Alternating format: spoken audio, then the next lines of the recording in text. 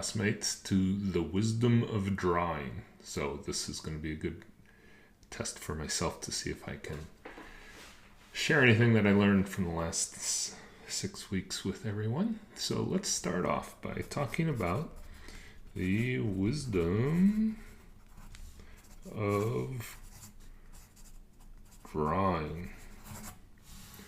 So the wisdom of drawing, you might ask, well, what does drawing have to do with wisdom? They seem kind of like two different subjects.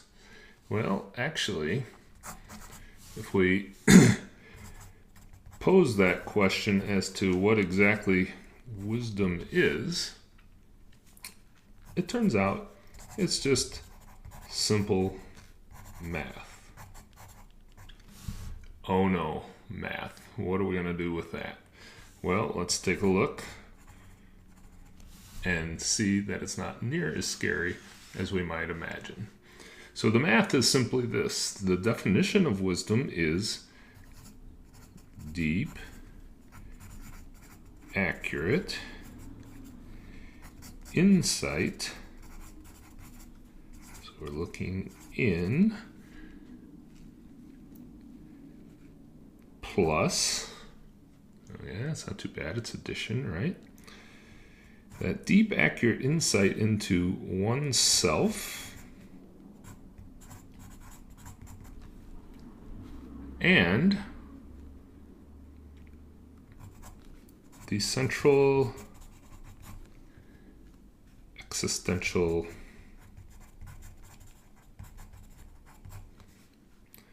issues of life.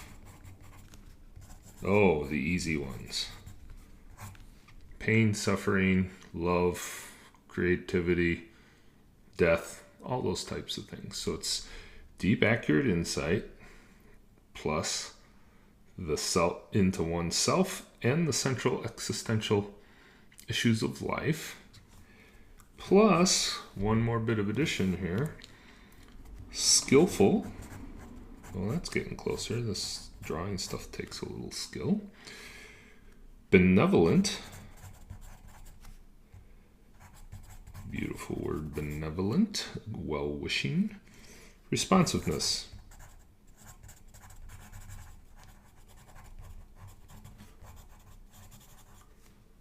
Okay, so skillful, benevolent, responsiveness. All of that, according to Walsh in 2015, is the current active definition of wisdom. And so we see this benevolence. So we have the heart, we give it a wing, right? Give it a couple wings, sort of a bat wing, but that's all right. But it's wishing well. So in order to be wise, we have to have deep, accurate insight into both oneself and the central existential issues of life, plus skillful, benevolent responsiveness or well-wishing. So not only do we have to have insight, but we also need to be able to respond in a way that tends to improve things. So when we're looking at all that and we ask, well, what's that got to do with our drawing? We just have to come back and take a look again, because there's two choices when we sit down with our pencil. The first one is the wise choice.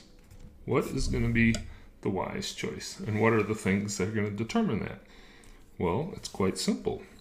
If we take a happy face with a little nose there and a mouth, the first thing we ask is, what are you doing with the tongue?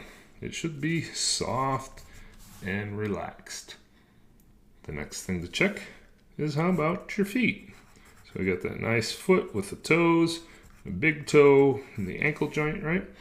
The foot should be on the ground and soft. Getting it so far? Then we ask, well, what about the buns? The pelvis should be relaxed and the sit bones sharp, so that we're sitting heavily and softly on the chair. From there, we ask, well, what about the legs? Well, if we take those legs and we ask what should they be doing, they should be at ease, and not coiled. So the back of the knee pits should be soft. Okay, so we got our knees. And how about the eyes? And I don't have my little magic eraser, but I'll try and leave a little white in there so it gives them some dimension. Those eyes should be soft. And the hand, so we got the thumb, the index finger, middle finger, ring finger, and the fourth finger should be a kitten paw. Soft and easy, not a hard lizard hand. So kitten paw, right? Got the kitten paw. And then our thinking, our little thought bubble, right? What should the thoughts be? Every time we hear the critic, we should smile and relax. But we have to smile first. It has to be an outward smile when we hear that inward critic. And finally, our mood should be that of just ease. This is supposed to be fun, right? Now what happens though is if we take the not so wise, so we come up here and we get the not so wise, what happens? We thrust the tongue.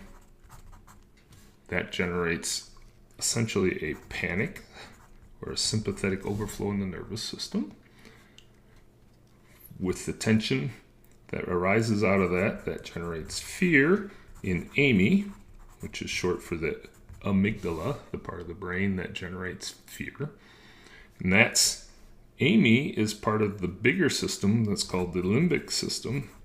And if we stimulate this in a not so wise way, then what we find is that we end up having a generalized sense of insecurity in what we're doing, as though we're under some sort of watchful, vengeful eye, right? From that, confusion reigns. How do I make that line? How do I shadow that? What's the value? All those great things that Eliot taught us. This confusion is because the prefrontal cortex gets overloaded and we end up having lots of confusion and self-doubt, which feeds back, of course, into all of these other factors. Our eyes start to squint up, our tongue gets tight, our feet coil, our buns tighten, our knees clench, our hands get hard and lizard-like, right?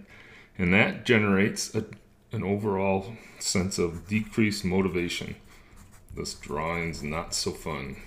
And that's because the anterior cingulate complex, another part of the brain, starts to overfire, and that decreases our motivation to stay on task.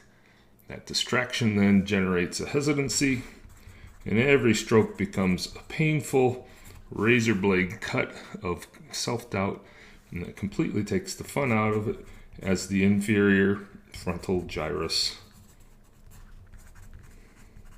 fires up and generates that sense of hesitancy rather than the swift, soft, easy flow of the drawing pattern. Now, all of this process then points us to, in our practice, we have a choice. So our practice equals choice as we draw. The practice equals choice. And in that, we see our little spaces between our synapses, the spaces between the nerve endings. That's where our choice is. When we've fallen into the long list of not so wise, the choices go away and we just loop in our same old patterns. So the question then becomes, well, if we have this guy, we'll put a welding mask on him with a little opener there, and he's leaning over, working hard, got his little welding iron here. So he's welding away on our cute little brain with all its little gyri and bumps. What we practice, we wire, and what we wire becomes our patterns, and that's who we are.